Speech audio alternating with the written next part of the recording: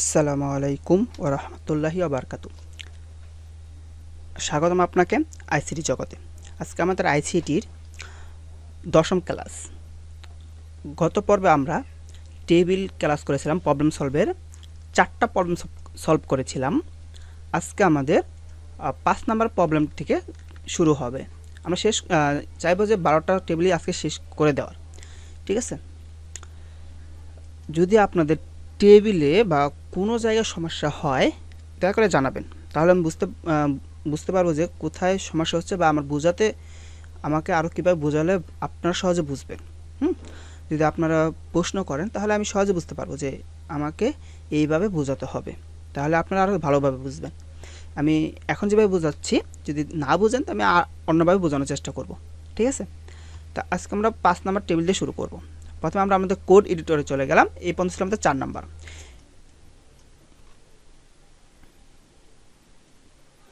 আমরা এইখান থেকে শুরু করব।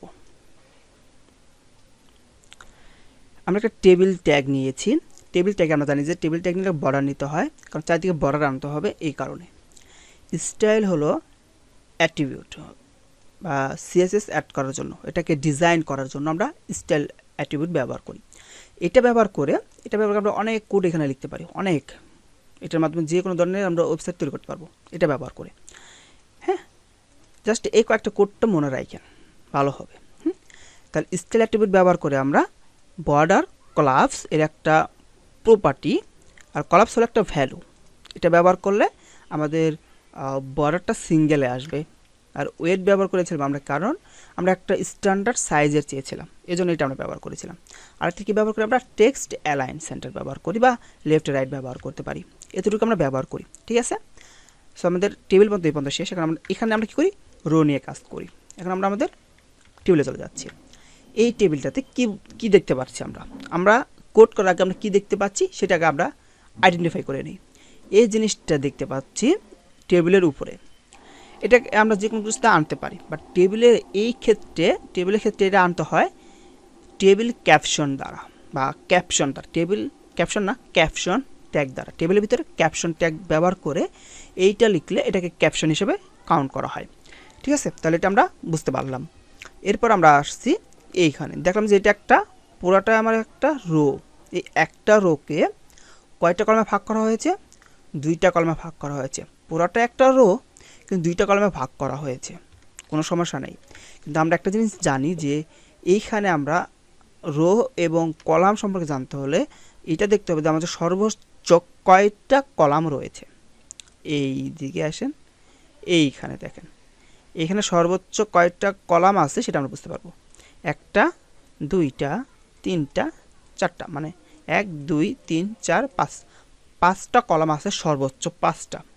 তার মানে এই 5টা কলামকে আমাদের কাজে লাগাতে হবে। এইখানে কয়টা কলাম নিয়েছে? 5টা কলামের ভিতরে এই আইসিটি কয়টা কলাম নিয়েছে? 4টা কলাম একাই নিয়েছে, আর সাবজেক্ট 1টা কলাম নিয়েছে।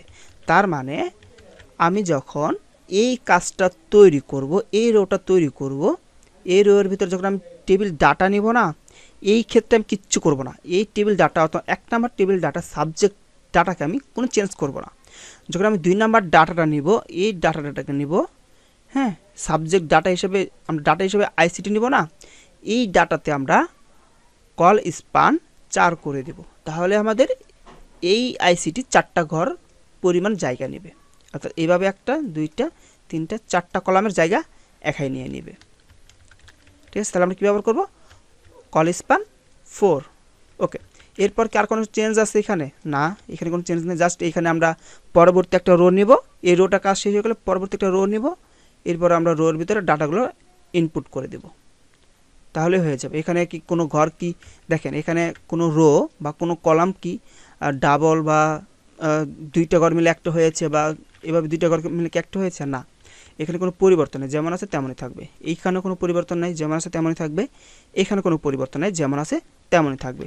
তার মানে আমাদের পরিবর্তন জাস্ট এতটুকুর ভিতরে, এতটুকু বলতে এতটুকু পরিবর্তন, আর কোনো পরিবর্তন নেই, যেমন আছে কোড তেমনই থাকবে, আর এইটা পরিবর্তন। ওকে, আমরা কোডে চলে যাচ্ছি। প্রথমে আমাদের রো নিতে হবে একটা, রো না, আমাদেরকে এখানে কি রয়েছে, টেস্ট এক্সাম রেজাল্ট, ক্যাপশন হিসেবে দিতে হবে, CA caption test exam result. Okay, এই পর্যন্ত আমাদের শেষ। এরপর রো নিতে হবে, রো নিলাম। রো নেওয়ার পর রোয়ের ভিতরে আসবে টিডি ডাটা, একটা আসবে সাবজেক্ট, এরপর আসবে আপনি যখন খাতায় লিখবেন কীভাবে লিখবেন আমি দেখাই দিচ্ছি। খাতায় লেখার ক্ষেত্রে এভাবে লিখবেন টিডি থাকবে, এরপর স্পেস দেবেন। আমি তো প্রথমে কিন্তু বলেই দিয়েছি, যে এটা আমার 4টা কলাম হবে, আমি বুঝতে পেরেছি। এজন্য প্রথমে আমি কলামটা আমাকে এখানে দিতে হবে। যখন খাতাতে লিখবেন কল স্পান 4, 4টা কলাম বরাবর নেবে, এই জন্য 4। এরপর এই কলামটাকে শেষ করবেন, এরপর এখানে ডাটাটা লিখে দেবেন। এভাবে থাকবে, ডাটা লিখবেন। ডাটা কি আছে, ICT, এরপর এই ডাটাটাকে শেষ করে দেবেন, সিম্পল এইভাবে লিখবেন। ওকে, এই পর্যন্ত আমার কাজ শেষ। পরবর্তী ঘরে আমার আসতে হবে, এইটার কাজ শেষ। এখন আমাকে roll, CQ, MCQ, practical, total, পরবর্তী টিডি নিতে হবে ওই একটা রো এর জন্য। প্রতিটা কিন্তু রো, আমি বুঝিয়ে দিচ্ছি আবারও, এই প্রতিটা কিন্তু একটা করে রো, প্রতিটা ঘর আনার জন্য একটা করে রো নিতে হবে, প্রতিটা এরকম ঘর আনার জন্য একটা করে রো নিতে হবে। তাই আমি আরেকটা রো নিলাম, এই যে একটা রো নিলাম। এখন এই রোর ভিতরে আমাকে ডাটা দিতে হবে, TD data roll MCQ CQ practical,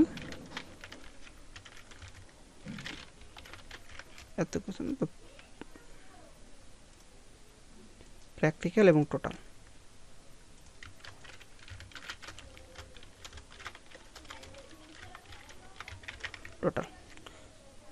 ওকে, এই পর্যন্ত কোড আমার শেষ।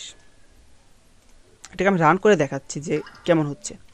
এই দেখেন, এটা মাঝখানে আমরা আনতে পারবো, ওই যে টেক্সট অ্যালাইন সেন্টার দিব, মাঝখানে এসে যাবে, কোনো সমস্যা নেই।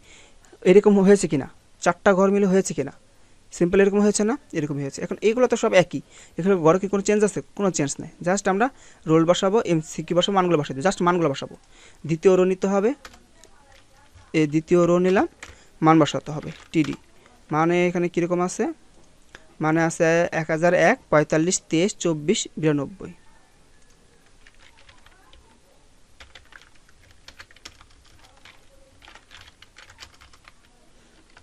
তেইশ ছিল, 45, 23, 24, 92।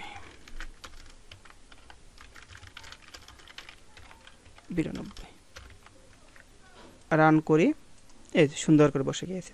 এখন এই ঘর আর এই ঘর তো সেম, জাস্ট ভিন্ন না, এই ঘর নিচের ঘরটা সেম না, জাস্ট কি ভিন্ন, মানগুলো ভিন্ন, বাট কাজ তো সেম। আমি জাস্ট এখানে যদি কপি করে দিই, আমি তো এখানে কপি করতে পারছি, আপনারা কোড দিকে লিখে দিবেন। পরীক্ষা যখন লিখবেন তখন যখন একই কোড থাকবে, এই কোডটা আবার লিখে দিবেন, জাস্ট এই মানগুলো চেঞ্জ করবেন।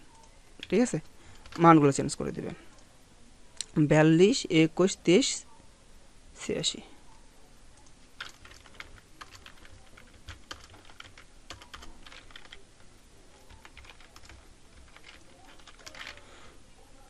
ওকে, এখন আমরা যে রান করি সব একই আছে। এটা এই কোডগুলো আছে সব মাঝখানে আনার জন্য আমাদের এই জায়গায় আসতে হবে। এই জায়গায় আমরা স্টাইল লিখেছিলাম, এই জায়গায় আমরা লিখব টেক্সট অ্যালাইন সেন্টার। হ্যাঁ, আমরা এখানে দেখা যাচ্ছে। ওকে, এদিকে চলে যাচ্ছে, সমস্যা নেই। টেক্সট অ্যালাইন সেন্টার, একটু এটা মনে রাখবেন, এটুকু ব্যবহার করতে হয় টেবিলে, এর বেশি আর কোনো কিছু ব্যবহার করতে হয় না। ওকে, সুন্দরভাবে মাঝখানে চলে আসছে, একদম হুবহু সেটাই। এখন আমরা তাহলে এই জিনিসটাকে একটু চেঞ্জ করতে পারি। কি চেঞ্জ করতে পারি, এইটা কিন্তু আমার হেডিং হিসেবে থাকা উচিত, বা এইটা হেডিং হিসেবে থাকা উচিত, রাইট? এটাকে আমরা হেডিং হিসেবে নিতেই পারি। হ্যাঁ, তাহলে আমরা হেডিং হিসেবে চেঞ্জ করে দিই। আমরা ডাটা হিসেবে না নেই, এখানে আমরা টিডি ব্যবহার করি,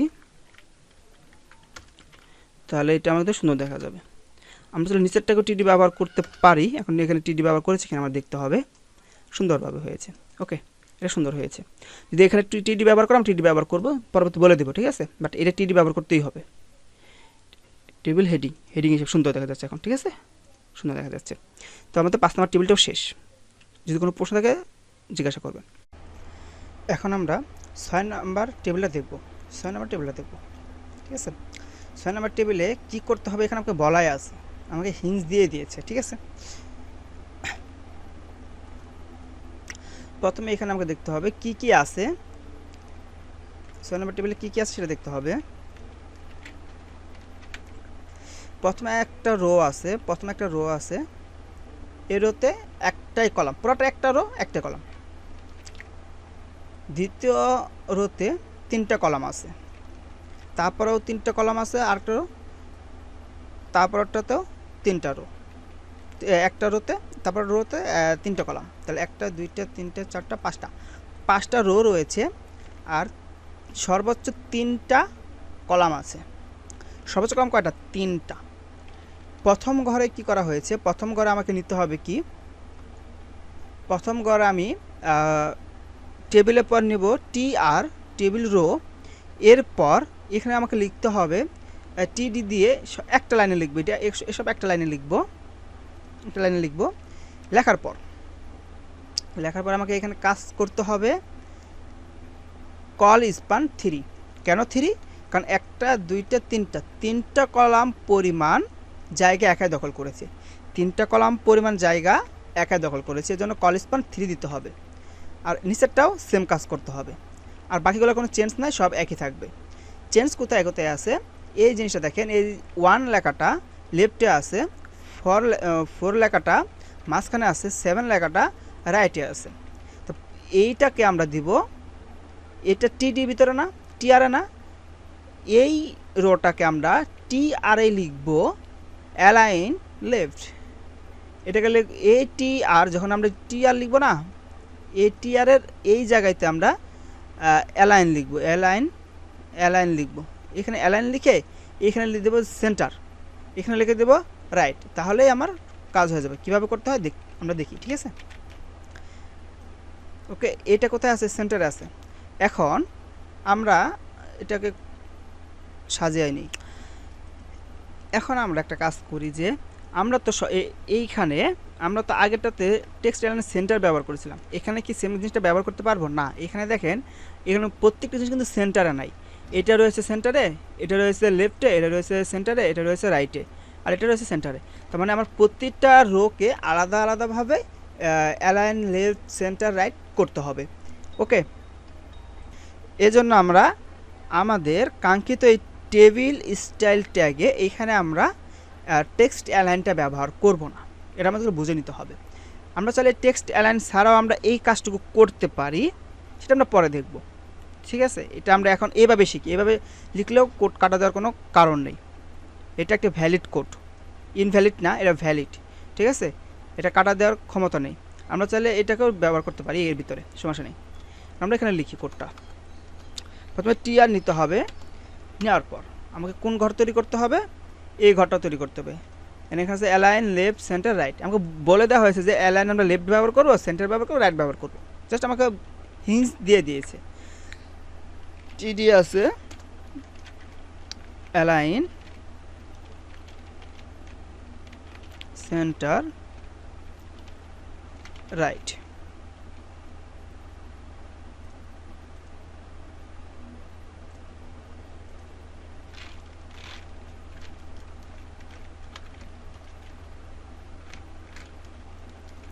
ওকে, এই কাজটুকু আমার শেষ, কিন্তু কাজ কি শেষ হয়েছে? না, এটা কয়টা? 3টা কলাম নিয়েছে। কিভাবে নিয়েছে?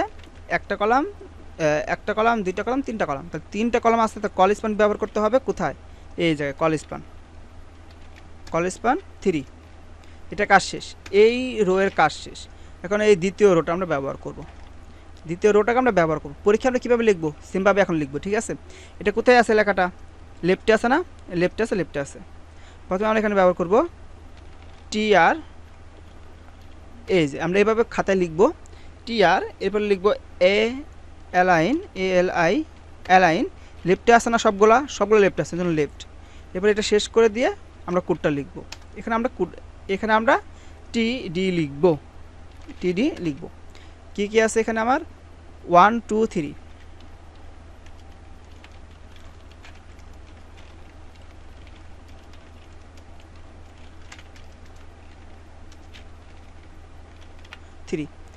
এই কাজটুকু আমার শেষ। জাস্ট আমি এটা কপি করব, কপি পেস্ট করে জাস্ট এই জিনিসটা চেঞ্জ করবো, আর কোনো কিছু চেঞ্জ করার প্রয়োজন নেই। দেখেন সবগুলো সেম, এই রোটাও থাকবে, জাস্ট আমার মান চেঞ্জ হবে কি 4 5 6, আর চেঞ্জ হবে কি এগুলো মাঝখানে, এগুলো মাঝখানে, এগুলো মাঝখানে। আপনারা জাস্ট কোডটার দিকে দিকেই তুলবেন, এই হুবহু কোডটাই তুলবেন, জাস্ট অ্যালাইনটার জায়গায় সেন্টার দিবেন, অ্যালাইনের জায়গায় কি সেন্টার, এই জায়গায় আমি সেন্টার ব্যবহার করব, সেন্টার। আর এখানে আছে 4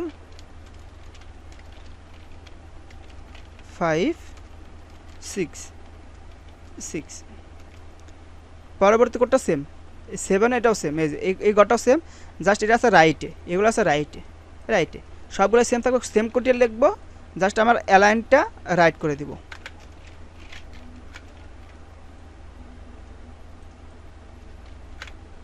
এটা কি হয়ে যাবে, রাইট হয়ে যাবে,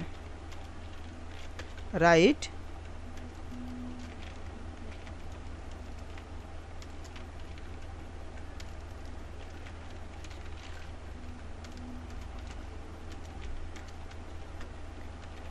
ওকে, এরপরে আরেকটা নিতে হবে, আমার কি নিতে হবে, রো নিতে হবে, টেবিল রো নিতে হবে। টেবিল রো নেওয়ার পর এই জায়গায় আমার চেঞ্জ করতে হবে কি সেম, উপরেরটা যেটা এখানেও সেম জিনিস, অ্যালাইন সেন্টার, টিডি নিলাম, এখানে আমাকে লিখতে হবে কি অ্যালাইন সেন্টার, ক্যাপশন না সেন্টার। আর এখানে টিডি আছে, ওখানে কি লেখা হয়েছে 0। ওকে, সব ঘর শেষ, সব কাজ শেষ, হ্যাঁ সব কাজ শেষ। আর কোনো কাজ আছে, হ্যাঁ সব কাজ শেষ। আমি এটা 6 নাম্বার না, 6 নাম্বার দিই, সব কাজ শেষ। এই যে 6 নাম্বারটা, এটা সেন্টার আসা উচিত ছিল না, সেন্টারে আসবে তাই না, সেন্টার, এটা সেন্টারে আসে না, হ্যাঁ সেন্টারে, তাহলে এই জায়গায়, বা আমরা এই জায়গায় ব্যবহার করতে পারি, এই জায়গায় ব্যবহার করতে পারি, আমরা এই জায়গায় ব্যবহার করছি অ্যালাইন সেন্টার।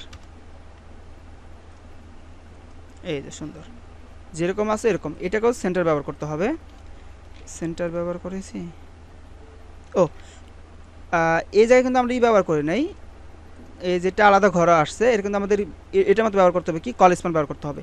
কল স্পান কত, কল স্পান 3, কারণ 3টা ঘর সম পরিমাণে নিয়েছে। এই যে সুন্দর, হুবহু সেম টু সেম হয়েছে। ঠিক আছে, এটা আমাদের শেষ, এটা সেম, এটাও শেষ।